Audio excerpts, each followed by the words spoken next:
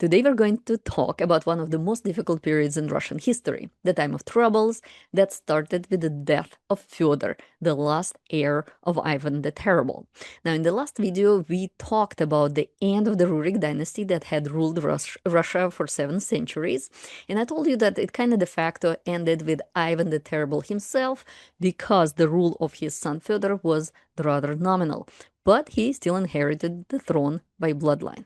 Okay, now let's take a look at what happened next. Remember that what we discussed in earlier lessons, how the Russian state and the Orthodox Church were deeply interconnected. I was showing it like that. So for a long period of time, the Tsar was viewed not simply as a political leader, but as God's appointed sovereign on earth, because for centuries, it was what church was preaching to people. So and it reached a point in people's minds when the legitimacy of power depended solely on bloodline. So you should keep this in mind for future videos as well, because it will be important. Now, so suddenly there was no clear heir to the throne, and for ordinary people, this created a massive existential crisis because it felt to them as if the country itself has lost its God's given order. At the same time, among the aristocracy and the elites, it was not viewed as an existential crisis because, in all times, the elites totally know how things work in the system. So for them, it was a moment of opportunities. And powerful noble families immediately began fighting over who would become the next czar. And that period created a major political chaos, and it lasted over a decade. And as I said, it became known as the time of troubles, or in Russian, смутное время. Now, the country became extremely weak during this period of time, both politically and economically, and actually militarily, because foreign power took advantage of the situation from multiple directions. Sweden attacked from the north, Polish-Lithuanian Commonwealth attacked from kind of like south, and Poland was successful and became deeply involved in Russian affairs. So, and as I said, inside Russia, chaos of the political elites continued growing. Now, here is where things become especially interesting. In my previous lecture, remember I mentioned that Ivan the Terrible had another son named Dmitri, who died under suspicious circumstances while living away from Moscow. Because his death remained mysterious, rumors quickly spread that Dmitri had actually survived. As a result, multiple imposters later appeared claiming to be the real Dmitri. And of course, they appeared during the time of troubles. And these figures became known in history as false Dmitris. But several of them gained serious political support, and one of them even briefly ruled Russia, with Poland's forces supporting them. And this again shows how desperate people were to restore a legitimate dynastic bloodline. So this idea of rule by bloodline was still incredibly important psychologically and politically, and it will stay like that for quite a long time. Now, eventually, Polish forces became so deeply involved in Russia that many Russians began viewing the situation as a national crisis. And again, I'm simplifying it, but that's exactly what happened.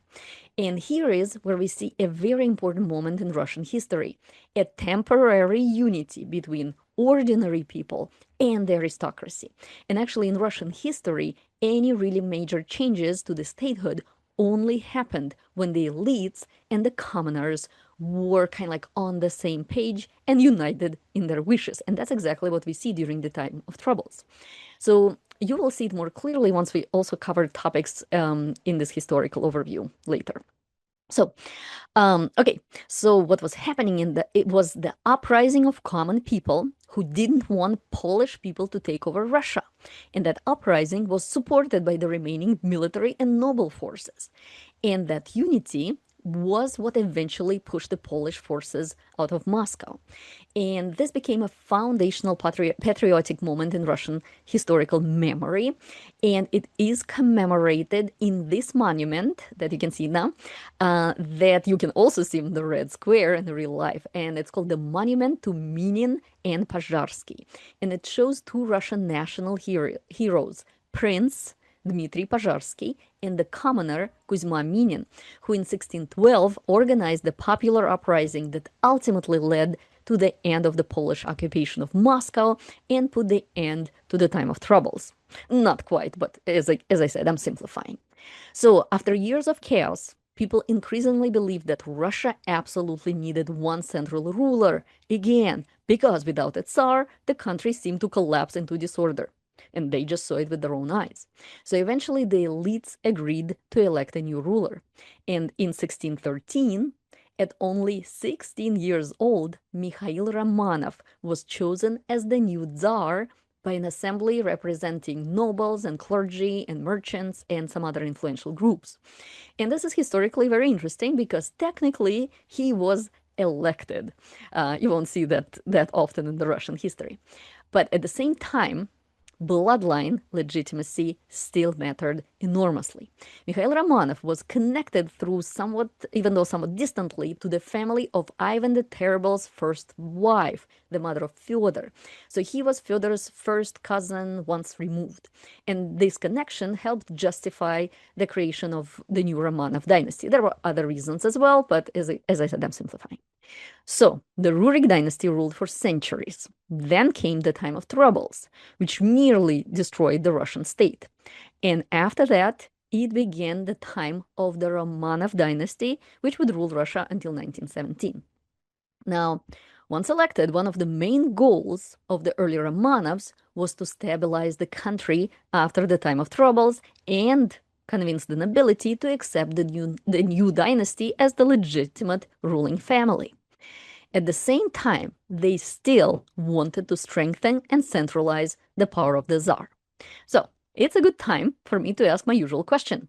Did life become better or worse for ordinary people? And when I ask this question in class, my students usually say better, because time of troubles is over and there is finally stability.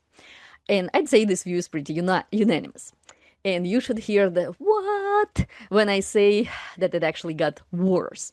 Now, they're not completely wrong when they say it got better, because the time of troubles was catastrophic for common people. There was famine, warfare, political instability, foreign invasion, and of course the economic collapse.